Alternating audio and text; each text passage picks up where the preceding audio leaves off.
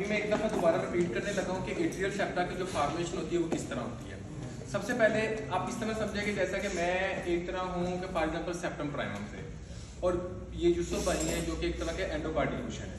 अब आपने इस तरह करना है कि हाँ जी जनाब, ऊपर से जो ऊपर वाला हिस्सा होता है उधर से क्या आता है, एक तरह का सेप्टम प्राइमम नीचे की तरफ इस तरह ग्रो करता है, ठीक है, इस तरह। और आप इस तरह समझें कि ये जो सेप्टम प्राइमम है ना और ये एंडोकार्डियल कुशन है, इसके दरमियान में ये जो बड़ा सा सुराख होता है ना, इसको हम कहते होते हैं फोरामेन प्राइमम। क्या कहते हैं? एक तरह का फोरामेन प्राइमम। और पहले नंबर पे जो काम होता है वो ये होता है कि सेप्टम प्राइमम ग्रो करता है इसकी तरफ एंडोकार्डियल कुशन की तरफ। जैसा कि अगर ये सेप्टम प्राइमम लेफ्ट हैंड है, ये जनाब किस तरह मैं बाजू जो लेफ्ट साइड का ये आगे कर रहा हूँ, तो ये जो अब फोरामेन प्राइमम है ये एक तरह का क्लोज हो रहा है कि नहीं हो रहा? सिंपल सी बात है।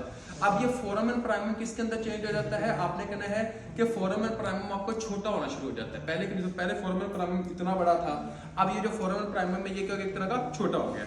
इसी तरह एंडोकार्डियल कुशन से एक तरह का सेप्टम प्राइमम इधर का ग्रो करेगा, तो अब क्या होगा कि ये जो फोरामेन प्राइमम होता है ये वाला जो सुराख रहेगा इसको हम क्या कहेंगे? एक तरह का फोरामेन स्कैंडम कह देंगे, ठीक हो गया।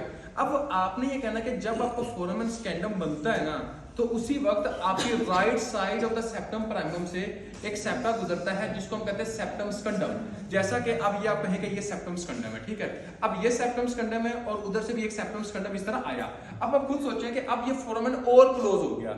जब ये फोरामेन और क्लोज हो जाता है तो इसके नतीजे में हम ये कहते होते हैं कि ये जो फोरामेन होता है उसको कहते हैं फोरामेन ओवेल, ठीक है। अब ये फोरामेन ओवेल जो है आपको पता होना चाहिए कि after the birth foramen ovale क्या हो जाता है? एक तरह का क्लोज हो जाता है। और क्लोज होने की जो मेन वजह होती है वो क्या है कि after the birth left atria का जो प्रेशर होता है वो राइट एट्रिया से ज्यादा होता है। जब आपके लेफ्ट एट्रिया का प्रेशर राइट एट्रिया से ज्यादा होगा तो इसके नतीजे में सेप्टम प्राइमम सेप्टम स्कंडम के साथ बिल्कुल फ्यूज होगा और मुकम्मल तौर पर आपको एक तरह का एट्रियल सेप्टा बना देगा।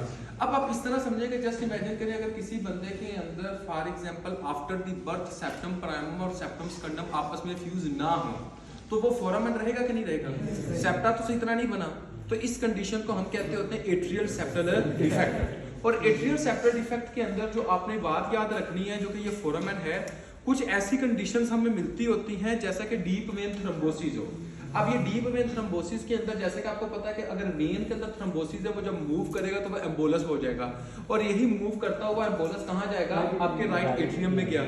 राइट एट्रियम से इसके चांसेस होते हैं कि ये फोरामेन ओवेल जो सेप्टल डिफेक्ट की वजह से रह जाता है वो उसके जरिए ये आपके लेफ्ट एट्रिया के अंदर चला जाए, लेफ्ट एट्रिया से फिर ये आपके लेफ्ट वेंट्रिकल के अंदर चला जाए, और लेफ्ट वेंट्रिकल से फिर ये आपकी नॉर्मल सर्कुलेशन के अंदर आ जाए। तो इस कंडीशन को हम कहते हैं पैराडॉक्सिकल एम्बोलाई। और जो फोरामेन को बुनियादी तौर पर क्लोज करता होता है वो कौन करता है? प्रोस्टाग्लैंडिन का इनहिबिटर, क्योंकि जो फोरामेन जो होता है वो ओपन किस वजह से? प्रोस्टाग्लैंडिन से। और प्रोस्टाग्लैंडिन का एक बहुत बड़ा जो सोर्स होता है वो प्लेसेंटा है। जैसे डिलीवरी होगी प्लेसेंटा सेपरेट होगा, प्रोस्टाग्लैंडिन एकदम डिक्रीज शट डाउन हो जाएंगे, और उसके नतीजे में क्या होगा कि आपका एक तरह का जो फोरामेन होगा वो सारे के सारे क्लोज हो जाएंगे। जैसे ये फोरामेन ओवेल क्लोज होगा तो फोसा ओवालिस बनेगा, और उसके बाद जो दूसरे जो मतलब डक्ट्स वगैरह जो होती हैं वो भी क्लोज होना शुरू हो जाती हैं। फॉर एग्जांपल यहाँ पे एक डक्टस आर्टरियोसिस होती है, वो क्लोज होगी तो क्या बनता है? एक तरह का लिगामेंटम आर्टरियोसिस बनता होता है। तो ये सारे का सारा जो है ये एट्रियल सेप्टल डिफेक्ट यानी कि एट्रियल सेप्टा की फॉर्मेशन होती है किस तरह, और एट्रियल सेप्टल डिफेक्ट क्या होता है? क्लियर है? अच्छा।